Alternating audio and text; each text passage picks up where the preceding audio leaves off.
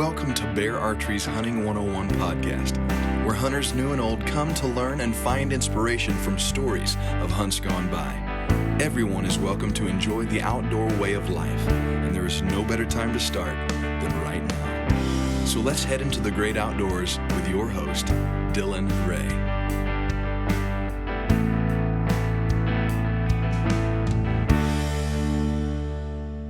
Welcome to Bear Archery's Hunting 101 podcast, as always presented by our good friends over at ScentLok. I want to rave a little bit about, I talk all the time about the BE1 series from ScentLok and how it's a complete toolkit. This last weekend I was traveling and I had a lot of equipment with me. I had camera arms and tripods and 3 different cameras and a soundboard. I had a lot of equipment with me. And I got everything through airport and to Salt Lake and back using nothing but the duffel bag and the grinder backpack. And I made a funny comment on Instagram that this should be called the Airport Traveler Elite Series instead of the Bowhunter Elite Series. But guys, what really completes off that BE1 series is not only just the clothing, but all of the pieces they've added in now, like the duffel bag, like the backpack, like the gloves and the belts and the and all the accessories to go along to really complete out that bow hunter toolkit. I would highly recommend you to check out the BE1 toolkit. I would highly recommend you to check out the bags in the BE1 toolkit to really just round off that complete system. Go check them out, scentlok.com.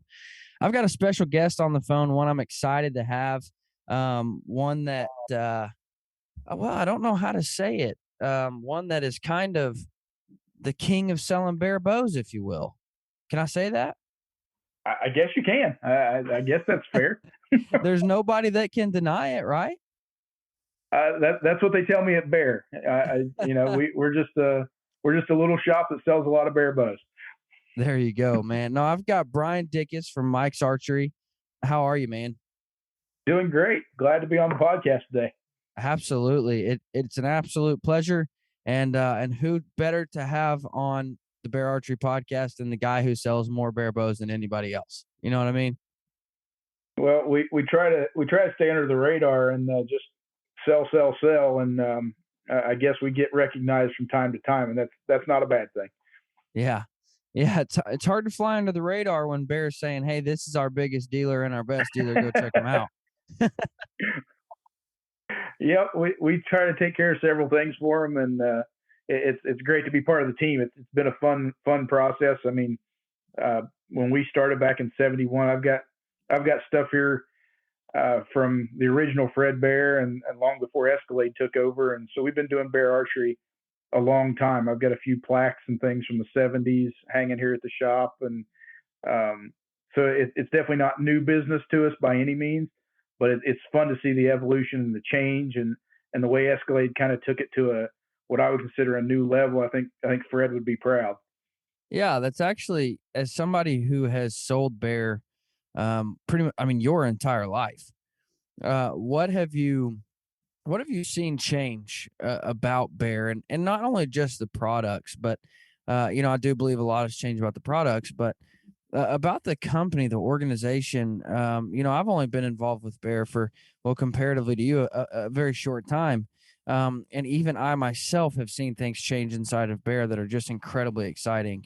So over the years, what have you seen really change about bear that's got you fired up? Oh, wow. I mean, just coming from the years of doing archery, I mean, if there's anything constant, it is change, and bear's no different there. I mean, I remember several years ago when Escalade was kind of buying up bear. I mean, Dad always talks about being BC and before compounds. We sold a lot of recurves back in the day, and obviously those changes have progressed tremendously. But as a company, they really came on board there with Escalade, and I don't remember exactly what year that took place. I want to say late '90s, early 2000s. Maybe somebody over there can correct me on that because I don't specifically remember. But when they really started buying up the companies and really getting a handle on the brand and kind of what I would consider reviving it. I mean, Bear obviously has been there and is what we would consider a father of the industry and modern archery, but it had really kind of slacked off there somewhat in the 90s. I mean, with Fred Bear dying in the late 80s there, and then Escalade coming in, they bought Bear and Jennings at the same time. And I remember sitting down at one of the last ATA shows that Tom Jennings was at, and Dad said, "Hey, you really need to go over here, and we need to go sit down with Tom and talk to him." And I realized that's a little different. Maybe people don't realize that Escalade had bought up Bear and Jennings about the same time. And so I got to sit down with Tom Jennings, and he was in his late 80s, I think, and it was really cool to see that. But and spend some time talking to him and how much he remembered dealing with Dad over the years with Jennings Archery, which is another, pioneer of the industry and compound bows. And I never got a chance to meet Fred myself, but Dad did several times. But just the evolving of that change of branding, I think there in the 90s when Escalade really took a hold of Bear Archery and said we're gonna put some drive behind this thing, and started building off the just the tradition and the lineage of what had been there, and just all the traditions and things. I think they've done an excellent job from the marketing side of kind of branding themselves as something I think Fred Bear would have been proud of, and as they continue to grow, they've definitely gained some market share. Now they've helped, Fred helped introduce the sport of archery to a lot of folks in the 60s and 50s and whatnot, and on into the 70s, but I think Bear Archery has kind of come full circle and taken archery back to the common guy. We sell a lot of bow brands here at Mike's Archery. So, I mean, we pretty much sell all the major brands, but we are one of the largest bear dealers in the country. And my opinion of what I've seen Bear transition themselves as and do a great job of is being the common man's bow. Not that they don't make great products, because they do. They make a bow, that new Refine and some of those models and the Redemption in those last couple of years, I'd put them up against anything. They're as good a bow out there. I mean, nobody makes a bad bow, but nobody usually puts Bear in the same category as a Hoyt or a Matthews possibly. But they definitely make a bow that competes side by side right there with them, but they have kept the price down a little lower, but they've also kept a great price point of a bow there to the common guy. I mean, being a $400 to $600 package, the average guy walking in can still get in the woods and has a great product. And just as they've innovated over the years, they've just brought so much technology from the top that you can now get into what I would consider a mid-range, mid-price point bow. And it's been really cool to watch that change. I mean, you go back 15, 20 years ago and it was just building. Now, I didn't want to go on this rant, but I'm going to have to. Sorry. No, that's good. Maybe I need to. Before I do, and this might be a long one, but before I do, let me give a thank you to our friends over at Minus 33. Minus 33 is phenomenal in the making of merino wool. I'm a huge fan of merino for many, many reasons.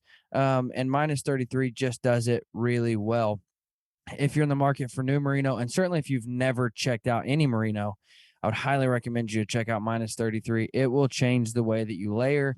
It will change the way that you hunt. Go check it out. Now, here's the rant I want to go on. And I wanted to go on it this weekend in person, but I couldn't due to the nature of who was speaking, and who it would have gotten me in trouble with. There was a gentleman this last weekend at the Pope and Young convention, at the Pope and Young Bow Hunters Bash in Ogden, Utah. And he got himself a brand new Bear Archery, legit. It was his first bow. He was incredibly excited.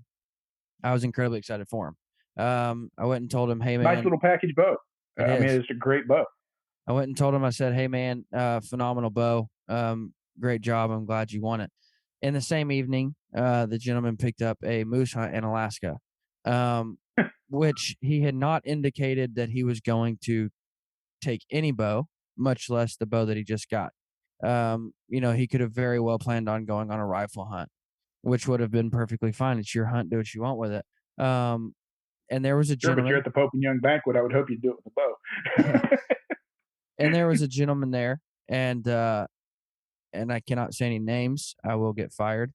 There was a gentleman there who piped up and said, hey, that bow is not quite good enough for what you want to do with it. Come see me and I'll get you hooked up. And he continued to go on and on and on about how that bow wasn't sufficient for the hunt that he had just purchased. And I sat and I bit my tongue because, again, I didn't feel like getting fired that evening. But probably best. I sat and I bit my tongue. Let me just go on a rant now that I can. And if the gentleman hears it, he'll fully know who I'm talking about, but there's nothing you can do about it now. So shut your mouth, first and foremost. And I'm not just talking to you, to the gentleman. I'm talking to anybody who has anything negative to say about somebody else's bow. Because that's one thing we have. I mean, that's just not how you do business for anybody, in my opinion. But 100%. Go ahead. And now let me say this: he did not work for another bow company. Is not employed by another bow company. So that wasn't the standpoint he was taking. But I can fully promise you that if that gentleman is to set up that legit the way it needs to be set up, and he is to make a good shot with a heavy enough draw length and a heavy enough poundage, which he's a big burly military vet, I guarantee you he would have, that bow could very well kill a moose. Now, would I choose to take? Absolutely can. Would I choose to take the legit on a moose hunt? Probably not. If someone chose to, would it get the job done? Absolutely. Now, I know where the gentleman's coming from. Should he have approached it a little differently? Absolutely. Should you have said, hey, maybe you should change out the sights? Because I definitely wouldn't take those sights on a moose hunt. Should you talk about maybe changing stabilizer setup or whatever it might be? Sure. But don't flat out tell someone the bow that you have, especially when you've just bought your first bow, is not good enough to do what you want it to do. And listen, if you have anything to say about how bear archery will not kill animals, tell that to Chuck Adams. I'm just saying. Yeah. I've known Chuck for a long time and been a good friend of the family. And there's nobody can hold a candle to that man on killing stuff. And when I saw you guys bring Chuck on at the beginning of the year, I was kind of like, that's pretty amazing, because he's been at Hoyt a long time. And when I say a long time, like pretty much his entire career.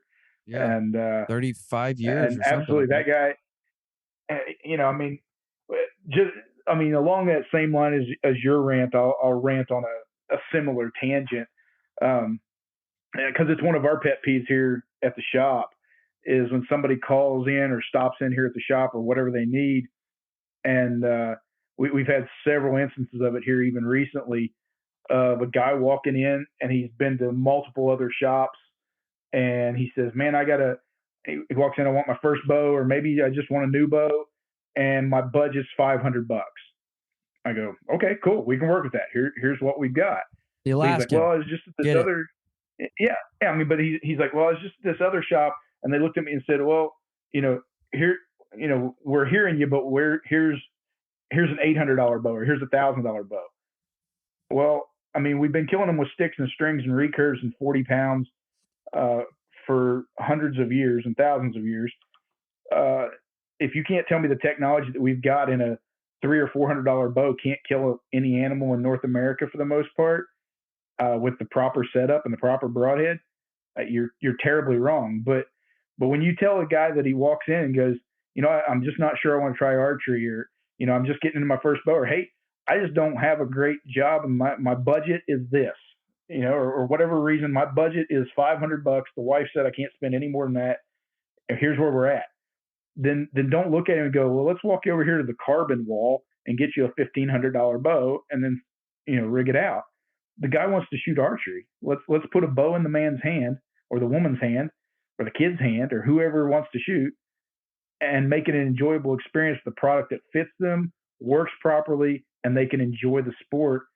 And if they choose to hunt with it, there's no doubt anything in the bear lineup will kill anything with the proper poundage and the proper setup.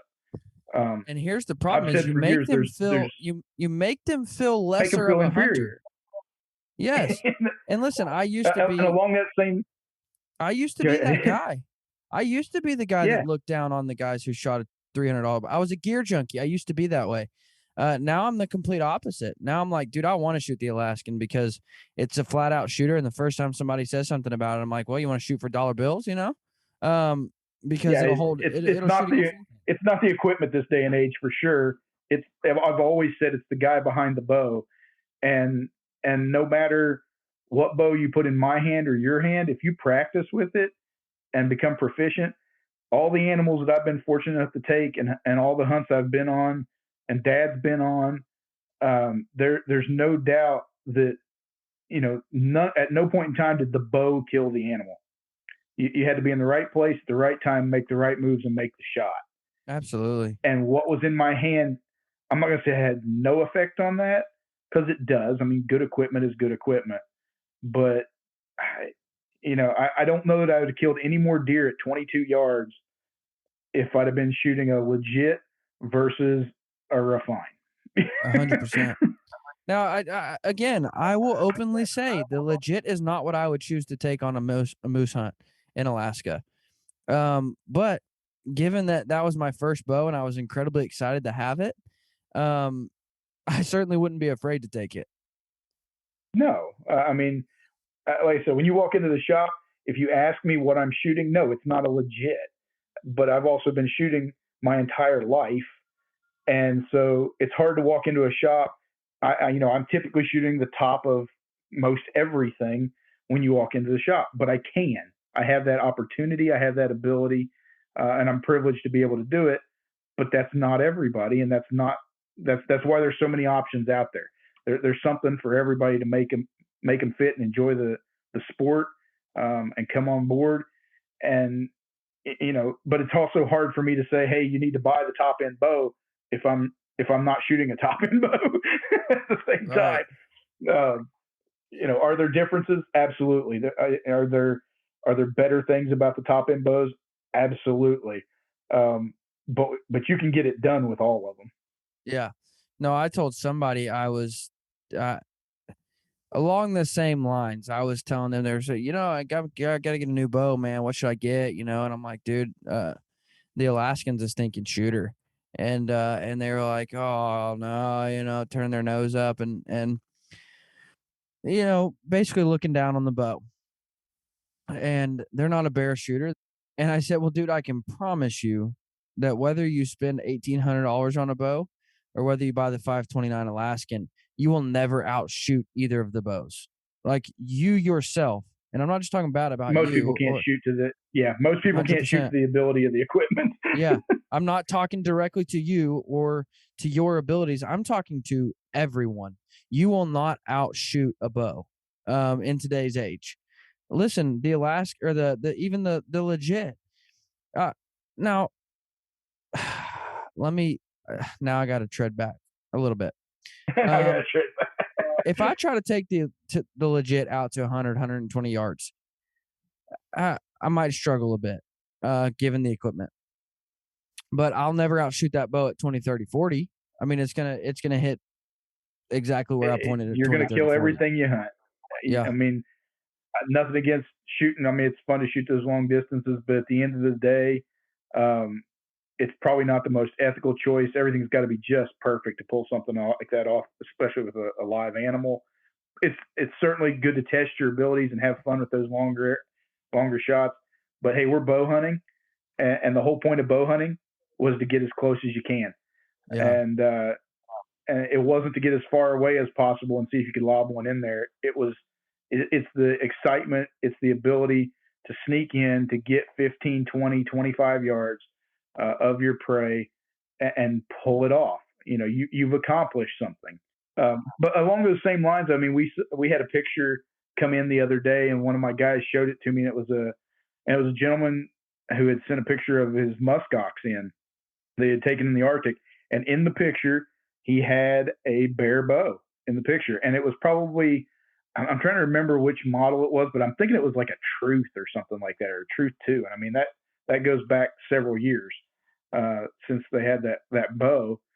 And when my guys made the comment, he goes, there's a perfect example of save for the hunt and don't worry about the equipment, because he's probably maintained it, put new strings and cables on it, it's a shooter of a bow.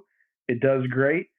So if you can run out every year, and this is probably a bad sales promotion here, but if you run out and spend $1,200 every year on a bow, you can save $1,200 a year and go on a muskox hunt after 5 or 7, or 10. Yeah. Just put your money But back if and go you on a cool elk hunt.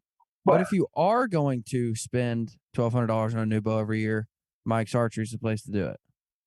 That's it. If you need it, we got it. We'll I put had it to in your pull that hands. Like I said, commercial back in for you. Yeah, sir. That was a partial anti-sales tactic, but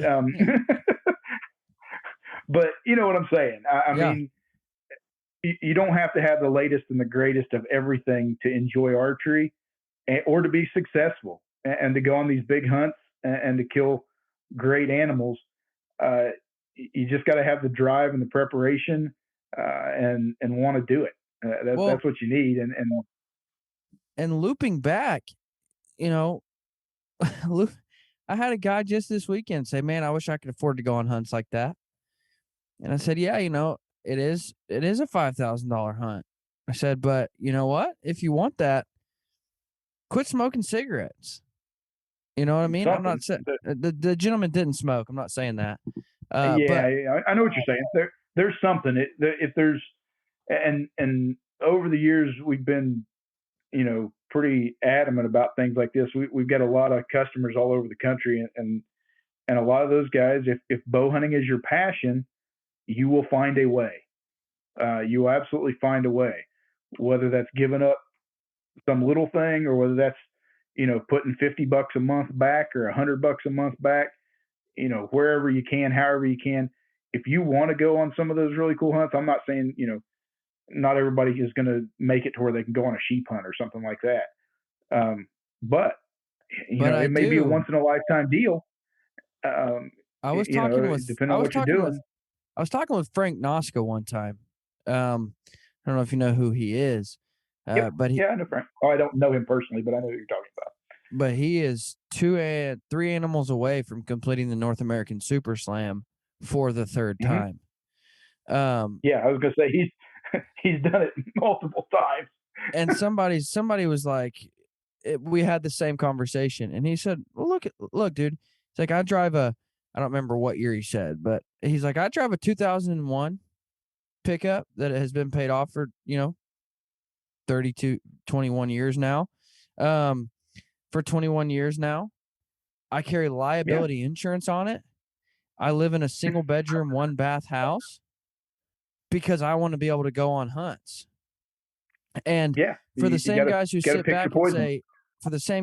back and say, "Oh, I wish I could go on an elk hunt. I wish I could go on a guided moose hunt." Well, you might have to trim off a vacation or two. You might have to say, "Well, honey, listen, can we only go on one vacation this year because I want to go?" Might be a hard sell for some folks, but yeah, I mean, there's this. Exactly. You got to decide what your priorities are, and whether it's $10,000 to Disney this summer, or whether it's $10,000 towards a hunt, or maybe $5,000 and you go to the beach instead of going to Disney, and $5,000 towards an elk hunt. Yeah. Now listen, guys, please don't email me. Please don't get mad at me. I have a wife. I have kids. I understand. I try to send my wife on vacations. I try to go on a family vacation every year. I get it. But what I'm saying is, there were multiple years where I told my wife, "Listen, $20 a month. I'm just going to budget $20 a month to put into an account. That way I can save up for a hunt." And it took me 2 years to get the hunt. But every month I just set aside $20 and I went on a hunt. Sure. And before I started working for Bear, that it was the same deal. It was like, "Honey, listen, I'm going to set aside $30 a month so I can get a new bow. I'm going to set aside whatever."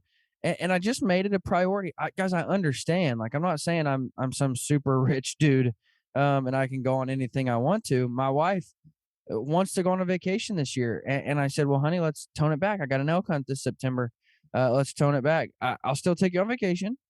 Maybe just not a $5,000 vacation. Let's go on a cruise where we can go on a week-long vacation for $1,200. Let's look at this. And we realize the economy's not the best we've seen recently. Things are getting tight out there, but like I said, you got to pick and choose some things, and hopefully archery's one of them. Might I just say too, there's some incredible ways to go on some awesome hunts for pretty cheap. There is. If you just look. And, like I said, we don't all have to go on sheep hunts. I mean, there's a lot of other great stuff out there if you just want to do something different. I mean, a bear hunt is an example of, not a crazy expensive hunt, but just an awesome experience. Or, an antelope hunt. I mean, I'm taking the family on an antelope hunt here in August, along with sending some of the employees out. And, it's not an expensive hunt, but it's something different. It's something cool.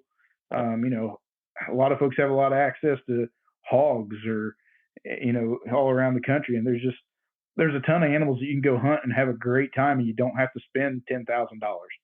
Yeah, absolutely. Also, if you need to hire anybody else on, I'll do a lot for an antelope hunt. So I understand. Hey, listen though, for real, one year when I was a young buck, I really wanted to go on a guided whitetail hunt. I just wanted to kill a giant whitetail. I wanted to experience what it was like to hunt with a guide. And I called one just a few hours from home, and I said, listen, and this is just an idea. This is just ways to get around things. I said, listen, I really want to come on a guided hunt with you, but I don't have the money.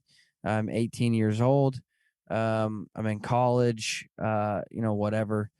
I said, but what I would like to do is I'll come every week for the next 4 months until need be and mow whatever you need mowed around the lodge, fields, whatever, anything.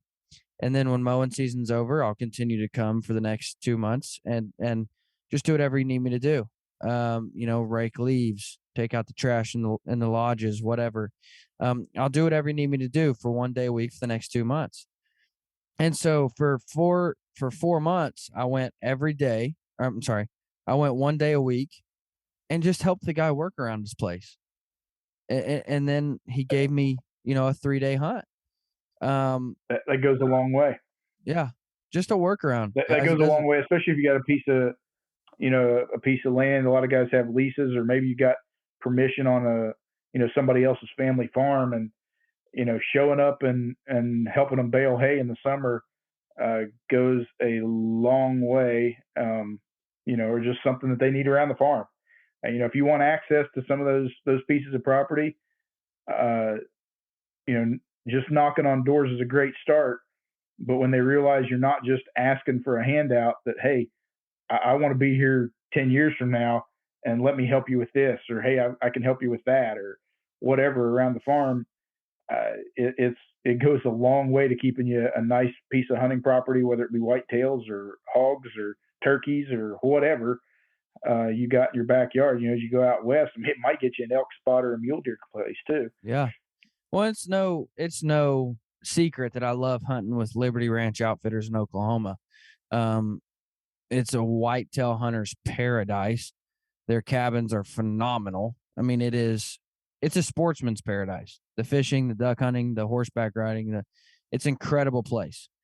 But I openly tell Corey from Liberty Ranch all of the time, dude, I want to help you. Like, if you need tree stands, please let me know. I'll go buy some and bring them to you. Dude, if you need feeders, please let me know. If you need trail cameras, please let me know. If you need whatever you need, please let me know so I can help. I go down there a couple times leading up to season to help him trim shooting lanes, to help him move feeders around, to help him with food plots, to help him check straps on tree stands, whatever we're doing. But I want to give him a couple days of help. And then I want to give him anything I can do to help him manage the property. And it goes a long ways. At least I hope it does. But it goes a long ways. And I just wanted to give some examples of how you can really work to go on some of these hunts that seem unobtainable. But there's ways to do it. There absolutely are. If you are one of those guys that buy a new bow every year and then wonder why you can't afford to go on any hunts, use the bow. Use your old bow. and when you call an outfitter, you call a landowner, say, well, hey, I've got a bow. It's just a year old. I only shot it 13 times, but now I need a new one. I'll give it to you. Do you need a new bow? And it was that kind of stuff goes a long ways. Yep, absolutely. Now, before we move on, I still got a ton of questions about you as a dealer, but we got way off track, which is okay. Yeah, we that was a fun rabbit hole right there. Yeah, it was a long, big rabbit hole too. But before we move on, you called it before you started. You said you were going on a rant, and then I ranted with you. So there you go. did. Here we are. I did.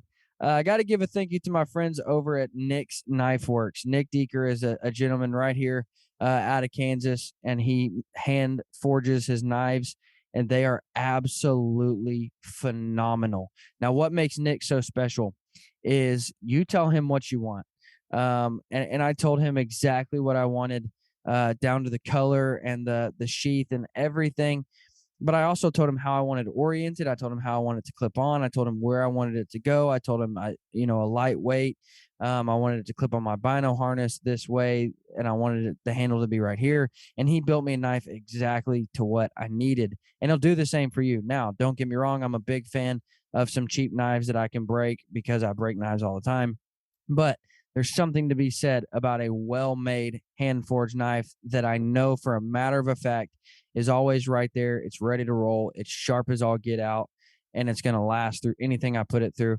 Guys, I would highly recommend you to check out Nick's Knife Works on social media. Get with him because he will make you a phenomenal knife. What's it like being the Dealer of the Year award? Getting the Dealer of the Year award. What's that? Now, I asked that because let me say this. It's no doubt, it's no secret that bow shops are a bit of a dying breed. A lot of bow shops struggle. A lot of bow shops can't make it. A lot of bow shops are closing down, or you see for sale signs in the windows. Not Mike's Archery. Mike's Archery is thriving. They're growing. They're big. They push a lot of bows out the door. What's it like being the Dealer of the Year award? Well, I don't know. It's humbling in a lot of ways because by no means was it something we set out as a goal to say, this is what we're going to do.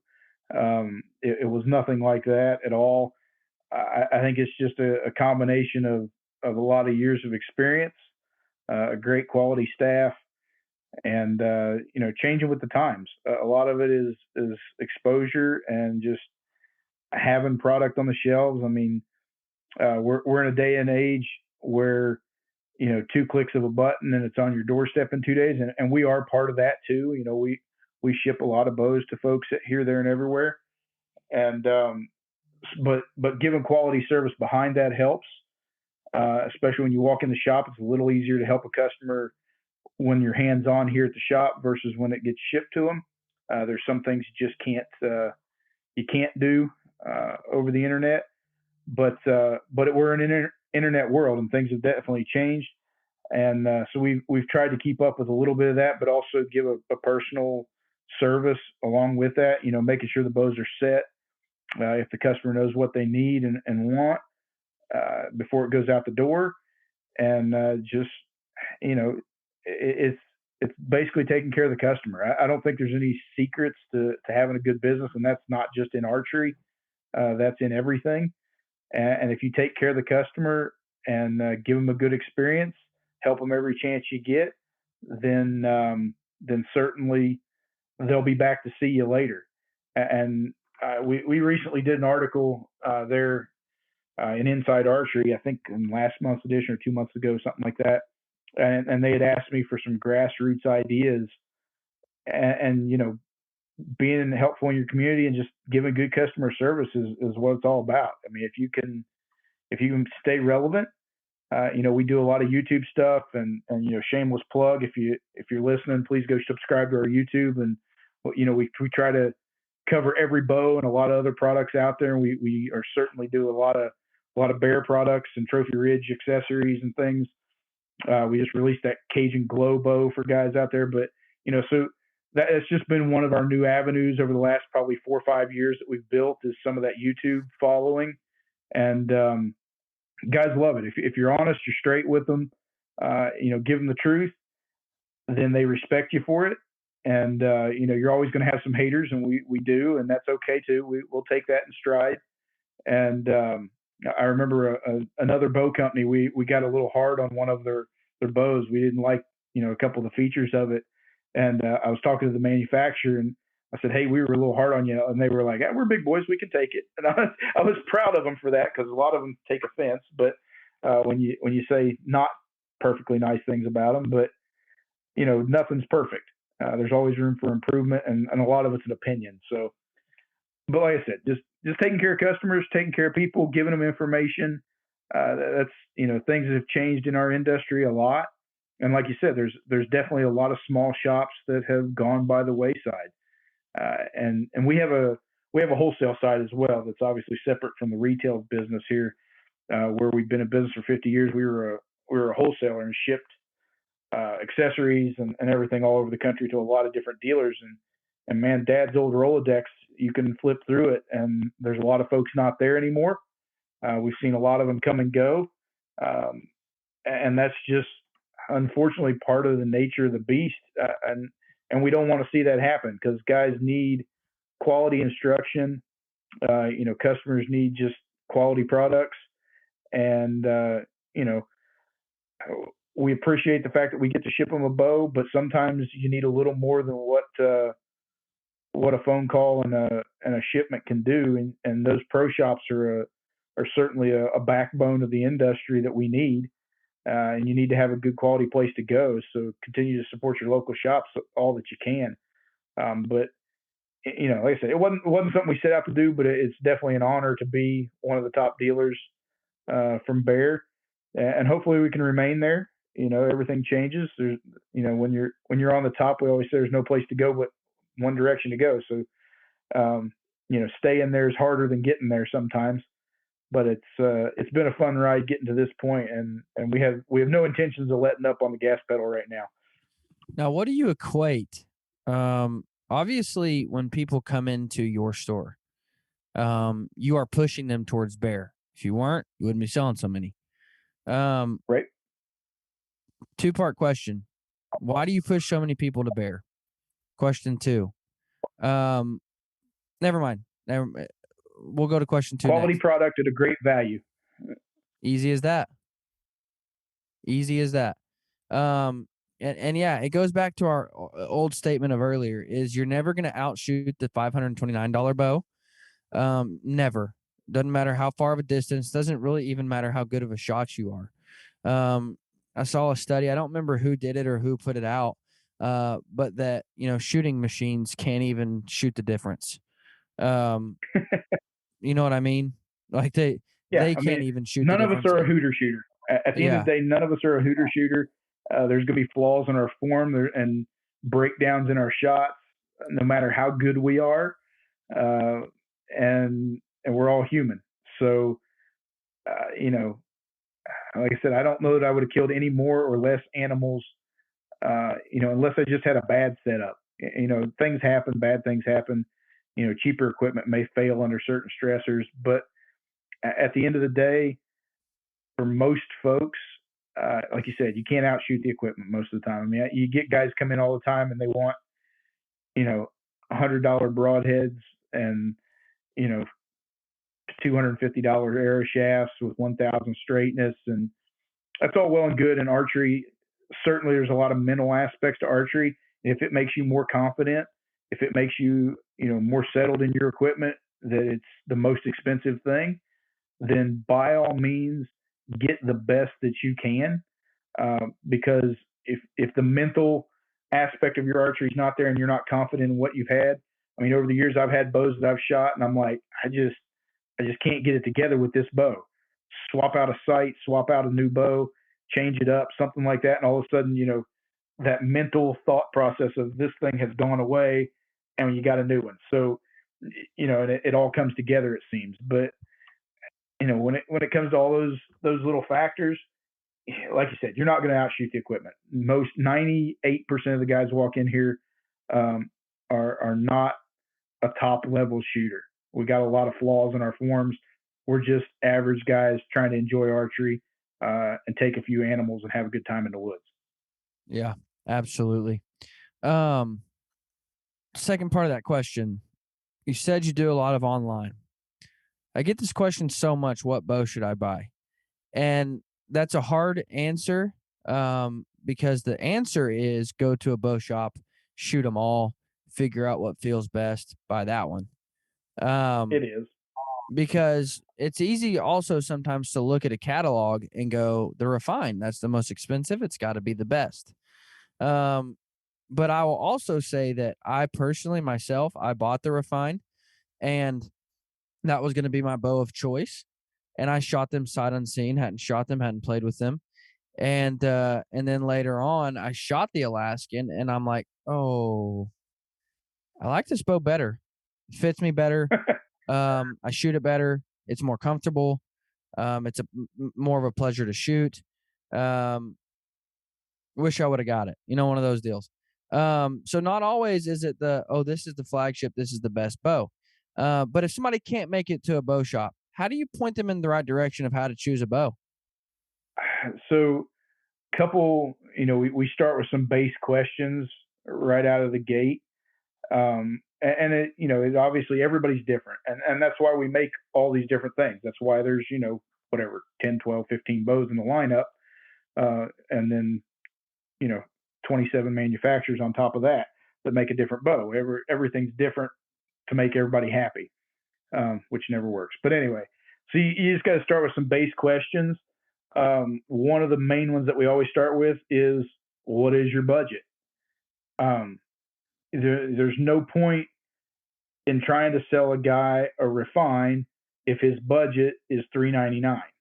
There's no point in trying to push it. I mean, we always like the upsell. I mean, everybody, that's what we're in business to do, is to sell you things by any means. But what we don't want to do is put you in a product that stresses you out or puts you in a bad position.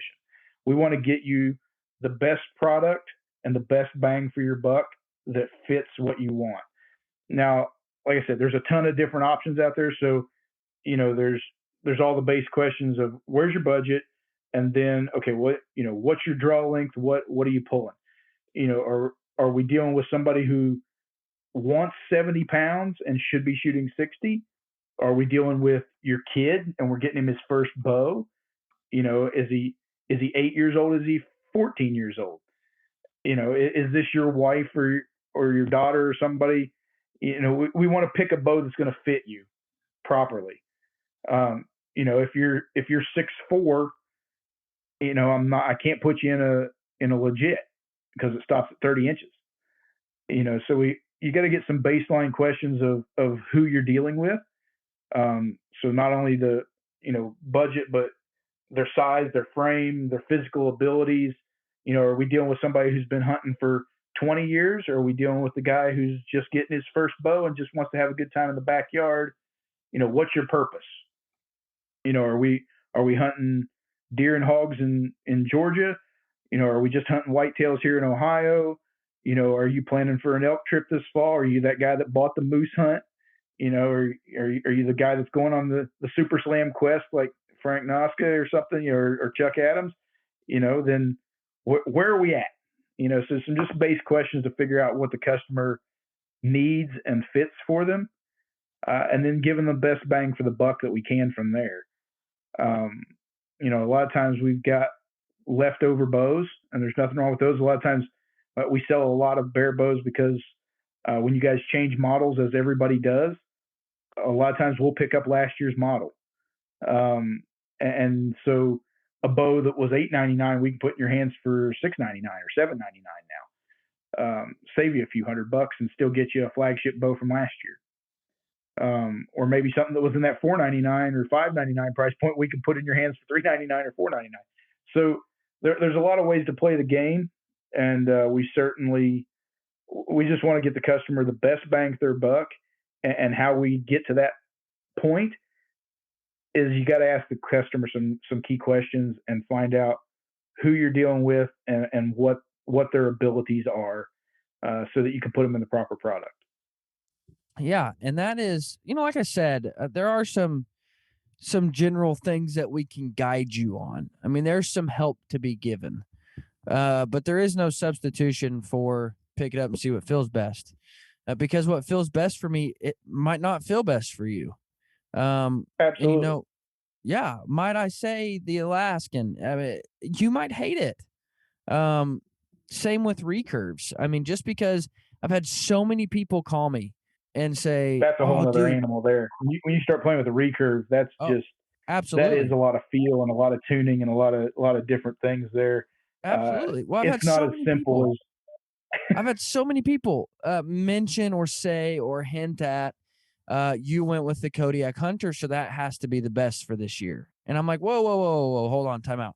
Not only is it very largely what is better for you and what shoots best for you, but also each individual bow. Like I might pick up a different Kodiak Hunter and hate it, just because I mean they yeah. are I handmade. don't think guys realize that when you start playing with recurves and longbows, man, and because they're handmade, you guys, are still using those jigs down there in Gainesville and making those things handmade.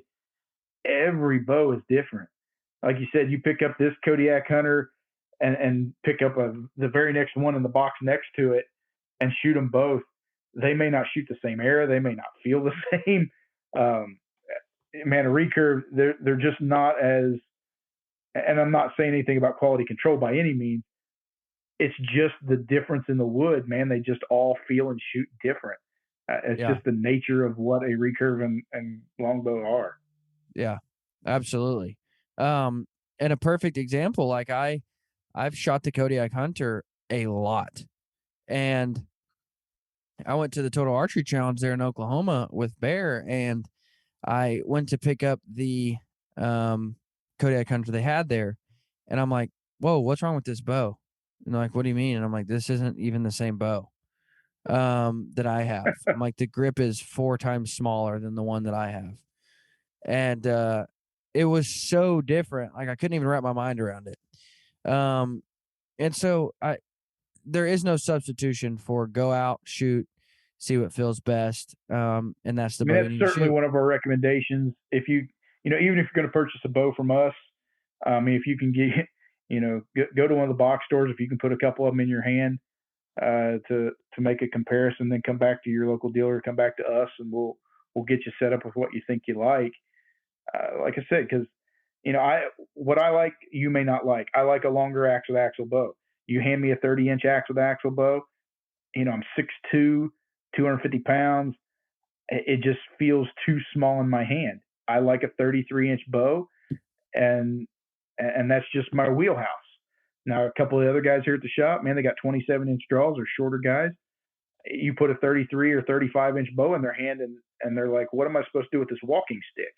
They're looking for compact, and maybe it's the situation you want to use it in. If you're constantly hunting out of a ground blind versus, or in a tree stand versus a spot and stalk situation, then the bow setup may be a little different for each person. And like I said, getting what fits for them is most important, because what we don't want is a customer having a bad experience with, I'm 5'8", but somebody put me in a 30-inch draw bow, and now I'm slapping my arm and I can't shoot consistently. Well, that doesn't do anybody any good, because now they don't like archery. Um, you got to get what fits and what works for everybody. Yeah, absolutely. And that is phenomenal advice. It's phenomenal. Um, it's a phenomenal tip. Um, Now, being such a big dealer and carrying so many different bows inside of the Bear lineup, um, you're no stranger to, we can go like we've talked about this. We've already alluded to it. Bear makes the Royale all the way up to the Refine. So they make Sure. something for literally everyone, which is why I think, in my opinion, Bear Archery is the best bow company, because they leave absolutely no one out. When I look at the new Bear catalog, I can literally say, "Oh, there's my new compound. Oh, there's my new recurve. Oh, there's my wife's new compound. There's my wife's new recurve. There's my kids' new compound. There's my other kids' new compound. Oh, there's a new compound for my 3-year-old. They don't leave anybody Yep. out. And that's why No, I they think they very well cover the market. That's for sure. yes, 100%. And that's why I believe them to be just leaps and bounds above everybody else, because nobody else comes out with 9 new bows in a year. Nobody. But I think it's part of the heritage and the philosophy of even going back to Fred Bear. He wanted everybody to have a bow in their hand. He was a firm believer in the flight of the arrow and just the joy that it can bring you. I mean, when we work with kids, I'm a coach on our local NAS team, and we do some summer camps throughout the years with some church camps and different things. And I recently met with the Boy Scouts. But anyway, the youth. I mean, you take a kid who's never shot a bow, and you put a bow in their hand and let them see the arrow fly, and let them pop a balloon, or actually just, the joy of even just hitting the blasted target. There's something that we take for granted after doing it for 40, 50 years of our lives. We're mad when we're not slapping quarters at 40 yards. But to take a kid who has a bail in front of them and just watch their eyes light up when they hit the bail,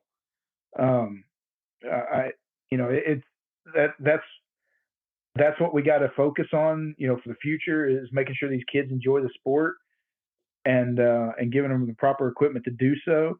But Bear does a great job, like you said, of having, from that little first shot recurve that you can hand your 3-year-old, all the way up to the refine that you can hand Chuck Adams, a seasoned veteran, or the Alaskan that's somewhere in the middle as far as price point, but still is a fantastic shooting bow. And you got something for everybody, and everybody can enjoy the sport. I even had it was pretty cool. I have a 2-year-old, and she's quite active, to say the least. And my 12-year-old shoots on the NAS team, but it was pretty cool. My 2-year-old, I gave her an old Bear Brave that my 12-year-old had shot several years ago as one of her first bows. And I took her out in the yard, and she's 2 years old. And I helped her pull it back, and to see her eyes light up when that arrow flew was just exciting. I mean, that's what we're in this for, is to give people enjoyment. It's a fun sport. And I've always said for many years, it's one of the few sports that anybody can participate in at any age. It's a lifelong passion that you can have, and I certainly myself, I do have. But all the society wants to put a lot of pressure on kids to play soccer and basketball and football and all that stuff. And I always look at people and go, how many even 25-year-olds do you know playing a pickup game of football, let alone a 40-year-old? None. None is the answer. Unless you happen to be one of those elite people who make it to the pros, and those people are few and far between. God bless them for those who do. But, if I want to put a lot of love and enjoyment in a kid's life, give them some archery. Let them shoot a bow. And then when they're 25, they'll still be shooting a bow. And when they're 35, they'll still be shooting a bow. And you may be like my dad, and you'll be 73 and still shooting a compound bow and enjoying every minute of it. You just back the poundage down or make the adjustments for how life treats you.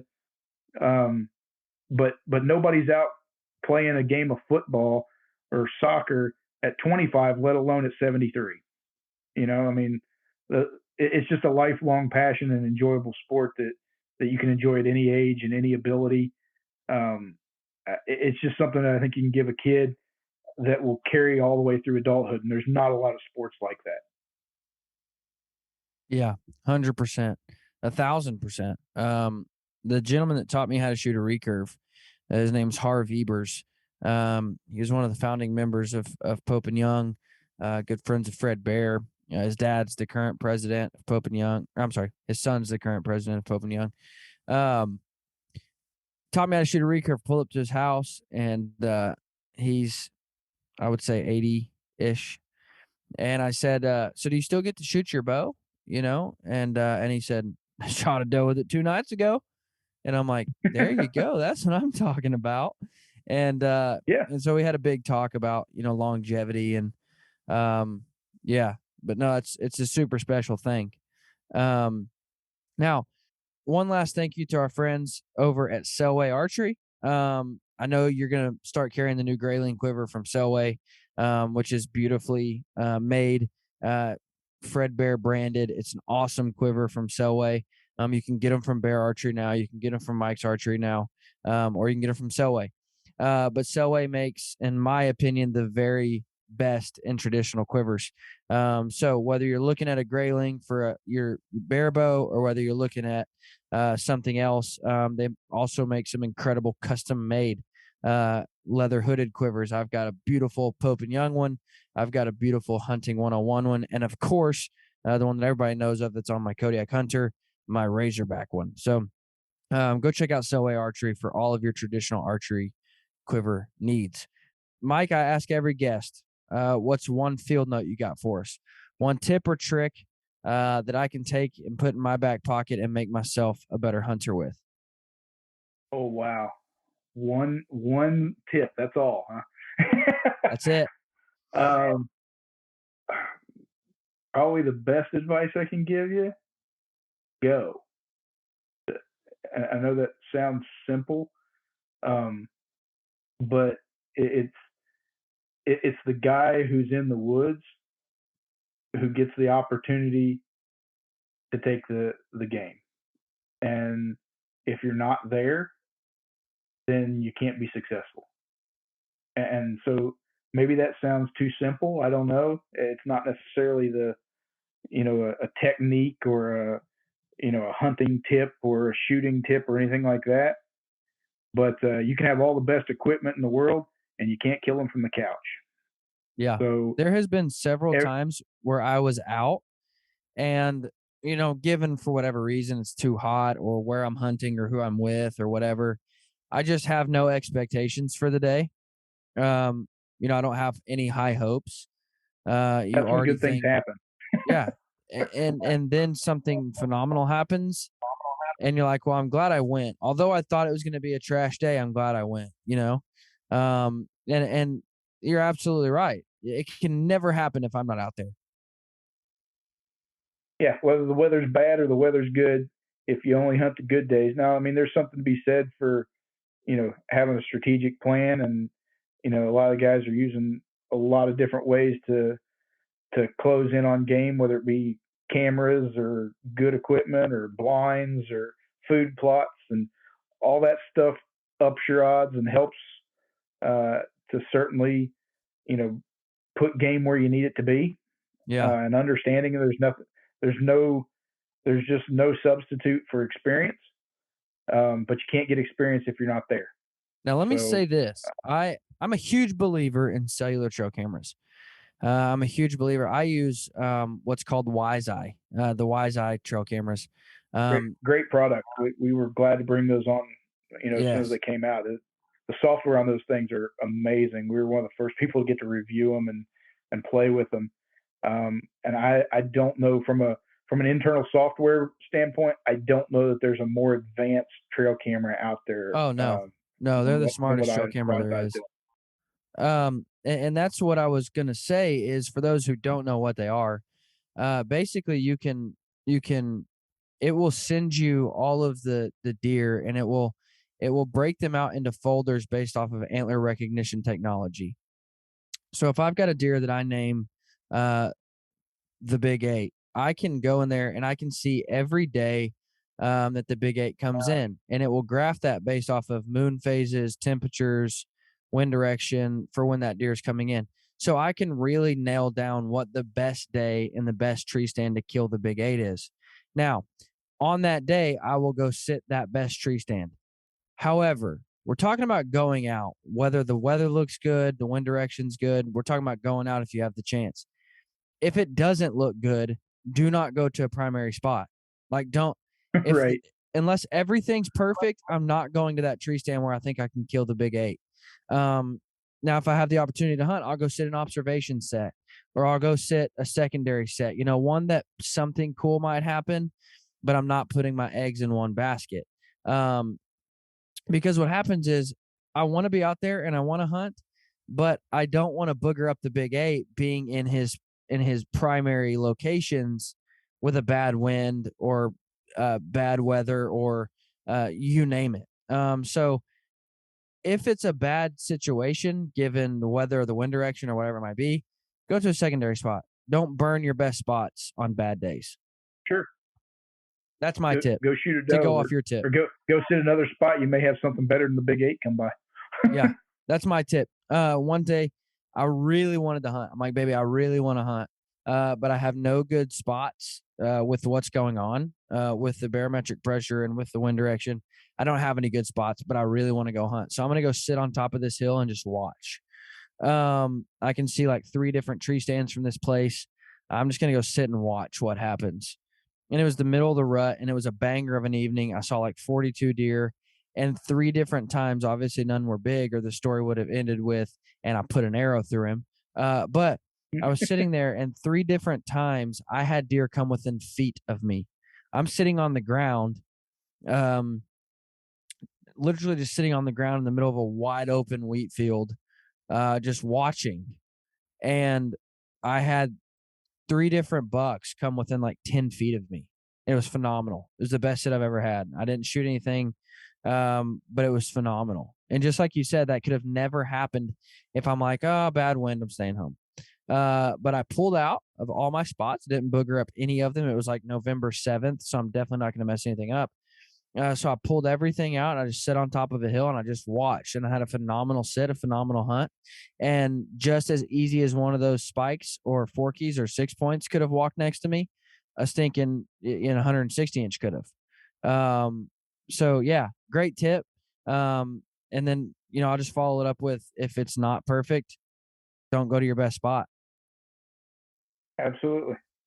There's always some place you can go. There's always something you can learn from the animals, from the area. There's always something you can learn when you go in the woods. Yeah, absolutely. Mike, not Mike. That's all right. Where can they find Mike's Archery? All your wonderful places. So mikesarchery.com on the web.